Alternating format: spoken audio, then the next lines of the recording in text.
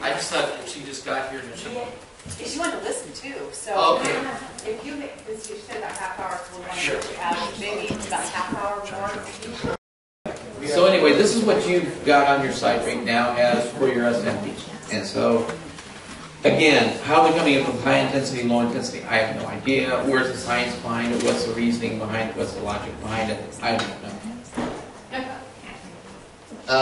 Again, it has to do with the topography and the location of the land towards the landowner into a situation where he can no longer make reasonable use of the land, setback requirements. So they're basically giving you a reasonable use clause, but again, they're not giving you a true reasonable use.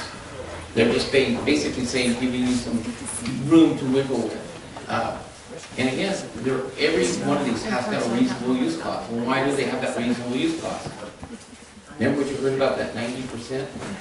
If you don't have a reasonable use clause and you can't build on your property, it's a taking. So they would basically condemn it, and they don't want to do that. So what they do is they'll take up to 90%. If it gets past that point, they're going to let you do it. But then you get places like King County where they say, guess what? You go buy another piece of property in the same area and you dedicate that to us, and that gives you your reasonable use, and then you can build on your property. So you just bought another piece of property. No. I just worked on one of those. So it's interesting because guess who created these codes? I hate to tell you this, but back in England it was called feudalism. Every single person that's fighting this is a slave to the state. Plain and simple. They own us and they own our property. Yeah. But again, at least you've got, the mitigation ratios on a ratio of 1 to 1 at least at that point, but who knows what your next one's going to be. Again, your Ruby system gives you lots of classifications and categories and everything else like that, but there is no best available science to support buffers, let alone typing of wetland. And so you're going to end up, if you've got like a quote book category 1 wetland, you can have replacement ratios 15 to 1. I mean, some places have them greater. Spokane's got really nice large ones. And so, Spokane County does. So, I mean, is one wetland more important than another one? Well, we just showed that wetlands don't really serve the functions that they say they do to begin with.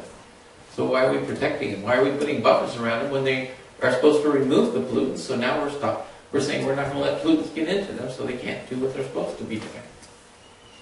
Then they wouldn't have a place to build their little boxes for the special little people, or the birds. Yeah. And this just happens to be Wichita County's critical areas ordinance. And it's actually a court order. Ecology went after them, and they sued them under the Growth Management Act, believe it or not, along with the tribes and everyone else. And they forced the critical areas ordinance on them. So it shows you what lengths they'll go to, and even though they're not authorized under the Growth Management Act, they did it anyway. And so it shows you they're definitely not shy about doing things like this. Let me ask a question on enforcement. They come up with these pie-in-the-sky rules. How do they enforce it? Oh, $10,000 a day in fine. How do they collect it? They they'll file criminal complaints against you, they'll take your property, and they'll take you to court. Have you seen cases of this? Yes. That's disgusting.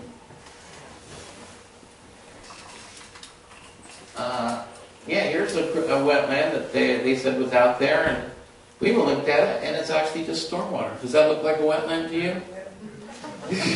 Good and flat. Yeah, but it's got a nice slope. It actually dips off when you see the topography. This is what it really looks like.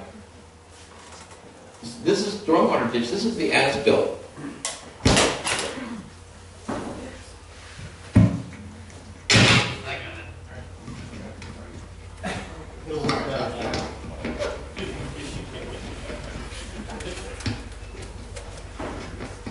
Okay, this is the as-built. And the water is supposed to actually come around here, and go out this system, and come out this way. Well, first of all, there's a lot of problems with it, because it's a violation of King County's Phase 1 Municipal Stormwater NPDES permit, because they don't control their discharge to the receiving waters. And the second thing is they're actually discharging their stormwater onto this person's property. And they're doing it illegally, and they know it. And so that's what's creating this hydrology that's coming across. And this is where they identify the wetlands. Is where that stormwater is coming across their property because it's not running through the system it's supposed to go through. It does not create saturated soil conditions. So they're only illegal use of dumping on his property. Yes, we see this all the time. And that's what we told you. That's what Ed was saying. We find this type of hydrology everywhere we go. Yes? So I'm struggling a little bit to understand it. I mean, my mind is back at the farm. There's two things I'm afraid of. One, that the eagle that flies around in the sky might land on my property somewhere in a tree. And the other thing is the little, I guess, springs that pop up in the snow runoff season and then disappear. You know, I'm scared to death that somebody's going to come by, official, and see that water appear and then not be there when it disappears, and impose on me some kind of standing that I'm not going to like. So help me understand a stormwater conveyance. Would that be a stormwater conveyance? I mean, it's coming from under the ground, and it's only during the snow runoff. Yeah, what that usually ends up being is most likely, and I'm guessing because I haven't seen it, Right. but it's a type of unsaturated zone flow. And what happens is the snow melts, it comes down, hits it goes through a permeable layer underneath the surface, and it actually, when that gets exposed to the surface in some area, it'll just get exposed. It just comes out on the ground surface. It's sort of like looking at a stream. And as the stream's flowing through, you see a sandbar in the stream? That stream water is actually still going through that sandbar. You just don't see it. And it's just slightly slowed down. And so it's the same principle. It's basically unsaturated zone flow that just comes along and pops up, I can tell you. Yeah, I just want to add, the definition of groundwater includes this other phrase, or this little phrase in it that everybody ignores because they don't know what it means. But it's incredibly important. It says that the water in the ground has to be present at pressures of atmospheric or greater. That's a really big deal because that separates unsaturated zone flows from our normal groundwater table, unconfined aquifer. Because you can just kind of think of this through kitchen logic. You know, if the water is under pressure greater than atmospheric, it's going to be rising. It's going to be artesian. If it's stable, it's going to be atmospheric, and if it's falling, it's less than atmospheric. So many of these unsaturated zone flows, when spring melts and things like that, are draining through the soil or flowing through the soil, and they're not at atmospheric pressure. And that's one of the main reasons why they're not considered groundwater. And there's other reasons as well, but there's many reasons. But there's a lot of reasons to distinguish a regular water table from these unsaturated zone flows. And to a certain extent, you should be worried because somebody would likely come on your property and mistake that as groundwater or an artesian spring, and it's just unsaturated zone flows that happen during the time when the melts happen. One of the biggest problems we see is when you look at the definition for a wetland, which we'll be bringing up shortly, is ecology and the wetland scientists only read the first part of the sentence. And they see this part where it says surface or groundwater. But then they don't read it all the way to the end, but it must have created saturated soil conditions. So they assume that surface water automatically means saturated soil conditions. In reality, that's extremely unlikely, especially with our soils around here. Soils act like a valve, and all soils. And what they do is they have what they call a wetting front. And the upper 2 to 5 millimeters, maybe sometimes 7 millimeters, does get saturated. But that acts as a valve, and that's what lets the infiltration go through and determines what goes off as runoff. And it depends on the characteristics of the soil, how quickly that does and how rapidly ponding occurs. But then after that, it's all unsaturated zone flow as it goes down and either ends up as being unsaturated zone flows or infiltrates down to the groundwater. Most of what we see here is a combination of both because we have topography. So it's going as unsaturated zone flows and the infiltration down to groundwater. So what we're saying is that just because there's ponded water, it's actually very unlikely that the soils are saturated. in order to get a pressure greater than 1 atmospheric, because water has, if you ever seen, there's some interesting stuff going on. Not for me, I don't think. Anyway. Water, if you ever seen it, it's called something called surface tension. You ever seen boiling water and you see how the bubbles come up? How the water actually wraps around the air, the steam? Well, it does the same thing in soil pores. And the smaller the soil pores, the tighter and the more powerful that surface tension gets. And then you've got air sticking in there, and that air is at atmospheric pressure. And so in order for you to displace that air and displace that surface tension, you have to have a lot of pressure sitting up there to displace it. And generally speaking, the rule of thumb is you have about 1 atmosphere of water to displace 1 atmosphere of air. So you can have a pressure greater than 1 atmosphere. So no, because you correct it for barometric pressure. So when you do that, anybody scuba dive, skin dive? Okay, what is 1 atmosphere in depth? 33 feet. Yep. So you'd have to have 33 feet of water sitting on that surface. And guess how deep a wetland can be? 6 feet. No deeper than 6. 2 meters. Yes. You know, Steve, around here, we've got a lot of clay, Mm-hmm. and it doesn't accept water too well. Mm-hmm. So needless to say, some of those areas could be, well, considered wetlands. Yeah, they don't have saturated soil conditions. Well, I understand that, but obviously those people that classify those don't know that. Exactly. That's why we said they think that just having ponded water, but the code's clear. Our state code, both in the Growth Management Act and Shoreline Management Act, even your county code. I have your county code's definition for wetland up here. It's exactly the same as the Shoreline Management Act and the Growth Management Act. So they're no different. And it says saturated soil conditions.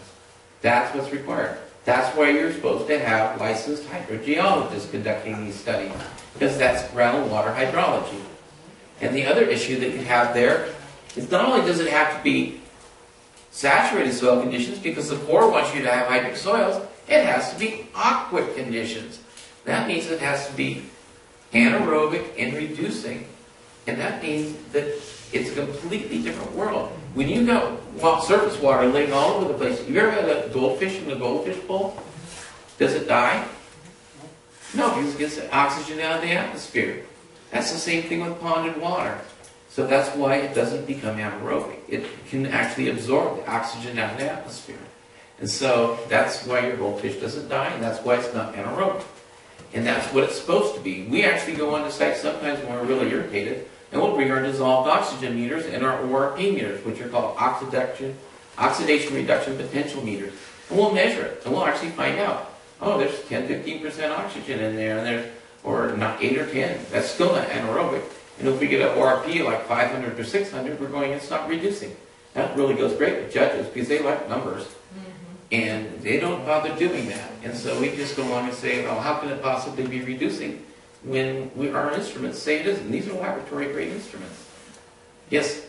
So if you look up on the National Wetlands Inventory, then what I have is also, we call it sub-irrigated pasture. It means that we get to feed less hay than the neighbors who don't have sub-irrigated pasture. And it's called wetlands on the National Wetlands Inventory. So Sure. can you speak to that? Yeah, the National Wetlands Inventory is all remote sensing data.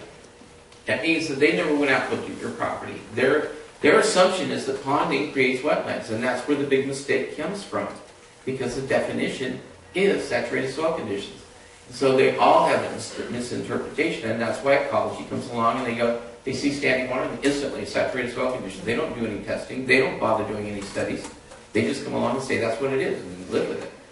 And that's why then you have to hire somebody like us to come out and do this when it should be required. If everyone was required to have a license in hydrogeology, like our licensing laws already say, you wouldn't have that problem. But unfortunately, this is what you've got. So, again, this is another issue where they're showing, these are all wetlands they're showing out there. This is exactly where the stormwater is flowing.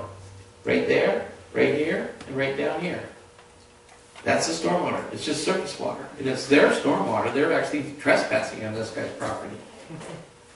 So, and that's where it's going. And it's actually their big violation of their permit. because this gets just dropped off and ends up going down to the stream. So they don't have the best management practices, erosion and sediment controls in place. And they got 2 outfalls that they don't even document in their permit. So they're in violation. They're a perfect candidate for citizens' lawsuit.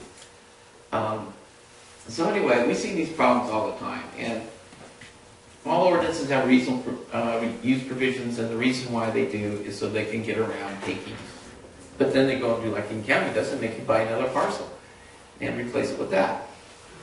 And actually, I participated in a case that was in Snohomish County Court that was saying that was a taking, and the judge refused to accept that fact. So this is a section. This is you wanted to ask about the wetland inventory maps. This is the one for part of your Ponderay County right here. Matter of fact, Newport's up in the corner down there. Newport is right there. That's showing all this as wetlands, all that green stuff. But again, it's not real. It's based on an old concept from Kawardian et al. And it's ancient text. It was the very first quote-unquote wetland scientist, wetland manual. And it's not best available science. It has nothing to do with the way we identify wetlands anymore, yet they still use it. So just so you know, it's more fiction than fact. So how do we get around that then?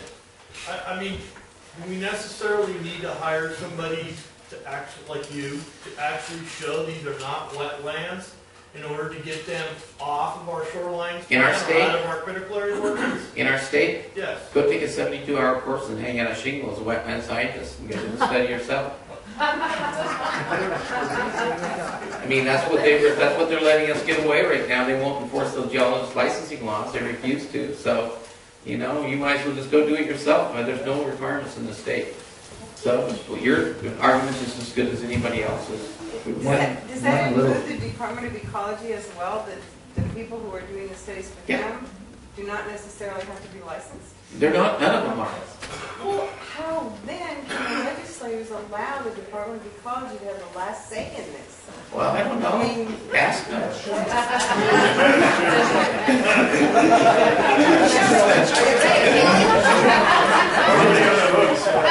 Well, we've been fighting it. That's why I wasn't down in Olympia yesterday. I mean, I was there testifying. So, you know, I think you guys should be down there testifying too. Because really it's consumer protection. One good thing that Steve, you know, in his many battles with the board and with these wetland scientists, at least he's gotten the board to accept the fact that they cannot comment on Steve's reports, because they recognized at least that commenting on the interpretations of a geologist is the illegal practice of geology. So they won't, they at the very least can't comment on Steve's report. So what do they do instead? They try Steve in the press instead. They sort of generally and massively criticize him, but in a general way, not specifically about his report. And those are some of the things you'll see. Yeah, they do a smear campaign on me, but fortunately, I don't really care. So,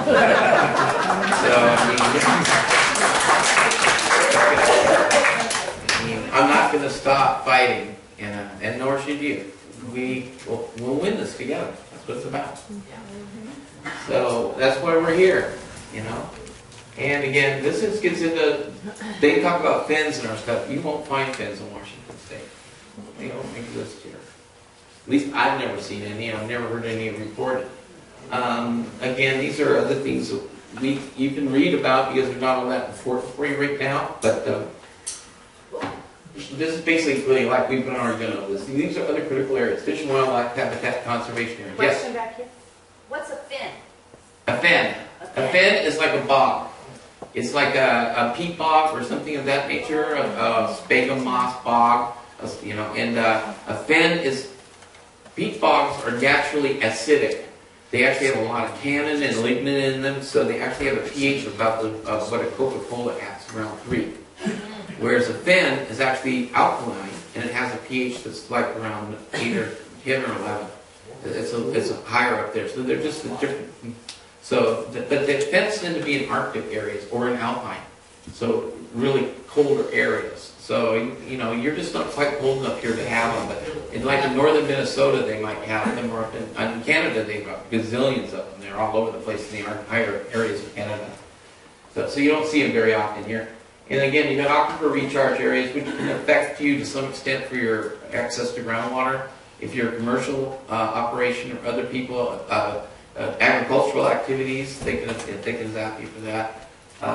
Sole source aquifer, again, it's the same thing. That's how they come along, and they restrict your groundwater use. Like I said, we're fighting, and we fought in Kittitas County, we fought in Jefferson and County, and up in the Wire 17 area. We fought lots of places. Now we're fighting in Snohomish County, where ecology loves to go shut down groundwater basins and prevent you from having any groundwater. And so, anyway, we deal with those. We obviously deal with geologic hazards. We are geologists, and that includes liquefaction, seismic, which is part of seismic, and it includes lots of other stuff. But these things, if you have these, you really need to get with a geologist around here or something. You need to have geologists out here. We're the only ones that kind of get into wetlands, so we don't find any other geologists getting into that area. These are the streams that you just got in one little area in your area, and that comes from Ecology's, the WDFW Standardscape program. All of those would be considered to be critical areas, technically. And the ones that are in red there, and have those different little colors, those are just the different characteristics of those streams. But those are all would be technically critical. That's just one little snapshot of your county. Again, best available science. Basically, we don't have a good definition of it. It is in the WAC, but it needs to be clarified. That's why you've got that bill coming up, and you need to really get your legislators to move on that. This is what, again, they go, well, you have to use best available science in the Growth Management Act. But then they come up with the Corps of Engineers 2010 Regional Supplement, and they say that's what you're supposed to use. But it's not best available science. So how do you use it for the Growth Management Act or even for the Shoreline Management Act when it really isn't? And even the Corps knows it because it doesn't have the right soil science in it. It's actually not the latest and greatest soil science. So, because like I said, the field indicators for hydric soils in the United States, they use version 6 in there, and now it's version 7. And we're almost positive the NRCS did that as a punitive move against the Corps, because the Corps had their new manual come out in June 2010, and in August 2010, the NRCS came out with its new hydric soils manual, and just basically made their manual obsolete in the soils.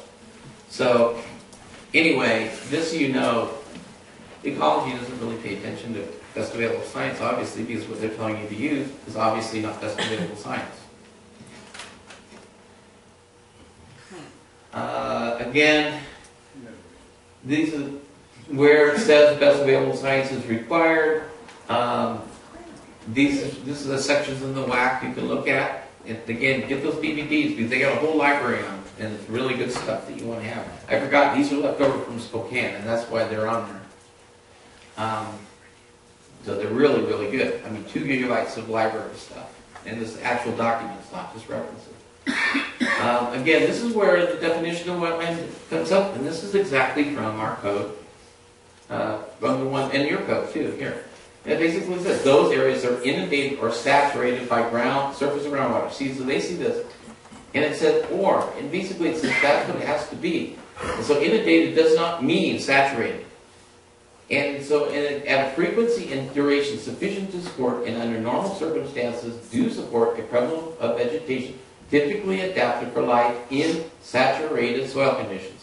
That's the bottom line. It has to be saturated soil conditions. Doesn't matter if it's inundated or not. And the reason, there's very few cases where inundation will be saturation. And one of them that's most common is along marine shorelines. And what happens is if you got little areas of marshy areas behind the marine shorelines, as the tide comes in, it pushes the groundwater up.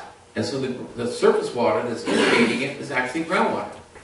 So it's not being inundated from the top down, it's being inundated from the bottom up. And so those cases, yeah, you do have saturated soil conditions, but you're not going to have it just by having surface water sitting on the surface. Under rare circumstances, which are not all that common in the Puget lowlands, you can have an impermeable layer if it's either if it's folded, and has some sort of fold to it, you might have a little depressional area where you could have actual surface water inundation causing saturation. But that's rare, very rare. But then you still have to get aqua conditions to develop. So you haven't gotten there when you're just at saturated. And we do have exemptions, and they ignore these all the time. It says that they aren't artificial wetlands and intentionally created by non-wetland sites, including but not limited irrigation and drainage ditches. And read this part too. Including but not limited to. It doesn't mean these are the only ones. They always ignore that part for some reason. And irrigation and drainage ditches, grasslands, swales, canals, detention facilities, wastewater treatment facilities, farm ponds, landscape, all none of these things are wetlands, and that's only part of it. It's not limited to. So, but trust me, they don't see it that way, even though this is what the code says. So this is right out of the code. And again, they love to just go out and say it's got a chroma, it's 10YR 10YR21, and that makes it a hydric soils and that makes it a wetland automatically. That's completely untrue. Also, the vegetation they want to use, they say facultative vegetation, or even fact wet, or all this stuff. Those are not hydrophytic vegetation. It has nothing to do with it. The vegetation doesn't control the hydrology. The hydrology controls the vegetation. Yeah. And again, this is you have the same definition. I just wanted to make sure that you knew that it's exactly the same as the states. It's not different. Again, manuals versus codes. Ecology cites manuals like they are code. And they even state in them that they're not. But they cite them as code, and they make them equivalent to the RCW. They believe that that's what it is, and the courts actually go along with them in a lot of cases. So it's really strange, but they're like, you didn't use this method in the manual. We don't have to. We're licensed hydrogeologists. We're studying the hydrogeology. In the manual, it says we don't have to. All the studies that we do are called comprehensive studies. Ecology never does them. We've never seen them do one ever. And with the comprehensive study, we can do any level of study we want. And we do. That's why we come up with 150 to 200 page reports. So when they come up with something that's like 2 pages long, if you even get a report, they might just send you a declaration. You got a wetland. So it's just amazing. But anyway, you do have, you've got your applicable codes, chapter XXX.366, and all these other fun sections of your code. Make sure you look at them. But at the same time, manuals are not code. And they will treat it like that. Everybody looks at it. But this is what the manual says. It doesn't matter what the manual says. It's what the manual tells you to do with it. It's got all these beware, don't do this, go look at this. They don't even bother looking at the NRCS document. They don't bother looking at the other core documents. They don't do any of that. They think that it's cookbook, and it's not. And again, your manual, your code still says to use this. It says to use the state manual. And as of May this year, that manual is no longer used, and that's because of me. I challenged it in court. And I told them it's not best available science, and I got to do, and 98% of what wetlands are identified around here, the Corps thinks they're jurisdictional. And so I have to do what the Corps says, because if I don't do it to meet their standards, and they don't tell me to use the state manual, they tell me to use their manual of 2010. So I can't use your state manual, ecology, because then my client's stuck, because then the Corps was active. So I have to make it meet the Corps requirements, and they realized they had to do it too, and that's why they did away with it. So, just so you know. Is best available science regarding wetlands? Yes. And it's regarding the GMA and to some extent by the Clean Water Act. The Clean Water Act does require that. SMA, they try to say it isn't, but technically it's like Paul says, it means that they have to develop the science that is not there. But they can't use something that isn't what we would consider to be real science. But we don't know what they're using. They refuse to tell us what they use. So anyway, again, most common form of near, they think that near surface groundwater is something special that has something to do with groundwater. Even though the Corps' own documents define it as being groundwater. There's no such thing as only upper near surface groundwater. It has to be supported by an aquifer underneath it. And so anything you see down there is most likely, unless there happens to be really unique conditions around, it's going to be unsaturated. And then they're going to be identifying as groundwater.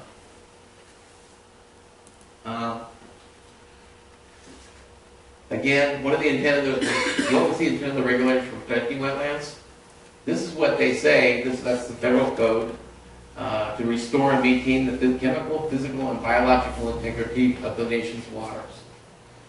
And basically, again, flood storage, pollution prevention, and unique habitat functions. And we already showed you, wetlands don't really provide any of those in the future lowlands. Especially when they want to put buffers around them and take away their pollution removal abilities. So, anyway, this is wetland impacts to property owners, and I'm going to let your representative now speak because it's 4:45. Look at the DVD, and if you want to talk with me more about it, or you want to learn more about it after this, I'll be glad to talk with you. And we didn't get through the whole presentation, but that's what happens sometimes. But we do have some other interesting things in there, and the DVDs, and Dave will come back sometime and show you the second half. Okay.